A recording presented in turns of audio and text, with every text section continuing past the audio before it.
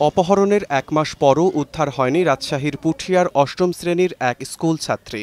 এতে ক্ষুব্ধ হয়ে মানববন্ধন করেছেন স্বজন ও গ্রামবাসীরা। মঙ্গলবার দুপুর ১২টায় পুঠিয়া উপজেলার সামনে রাজশাহী নাটোর মহাসড়কে এ মানববন্ধন করা হয়।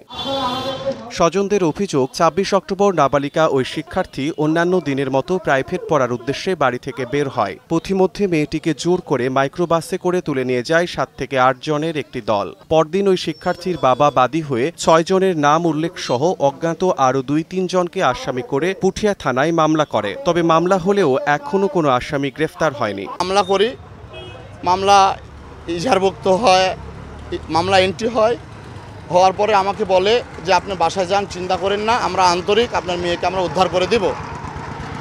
আমি সে আশায় প্রতিদিন তার কাছে খবর নিই, ওসি সাহেবের কাছে খবর নিই। ওসি সাহেব বলল, মিজান ভাই আপনি একটু এসপি সাহেবকে বলেন। এসপি সাহেবকে বললে এসপি সাহেব বলেন আপনি ডিআইজিকে বলেন। এইভাবে আমাকে ১ মাস ঘুরায়। আসামিরা দিব্যে ঘুরে বেড়ায়। আমি যদি বলি যে আসামি ঘুরে বেড়াচ্ছে, একটা আসামি ধরে আনেন, আমার মেয়েটা পাওয়া যাবে, যেহেতু সাক্ষ্য প্রমাণ সব আছে। আমার মেয়েকে মাইকত করে নিয়ে গেছে। আমার মেয়ে তো বাসা থেকে বাড়াইছে স্কুল প্রাইভেটে যাওয়ার জন্য, সব প্রমাণ। না, ক্লাস 8-এ পড়ে, 8 থেকে এবার 9-এ উঠবে, পরীক্ষাটাও দিতে পারলো না।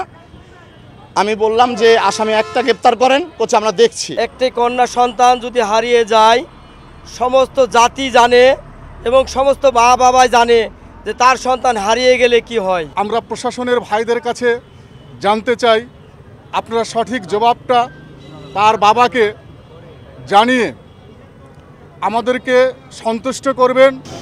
দ্রুত ভুক্তভোগী শিক্ষার্থীকে উদ্ধার ও আসামিদের গ্রেফতারের দাবি জানিয়েছেন অংশগ্রহণকারীরা।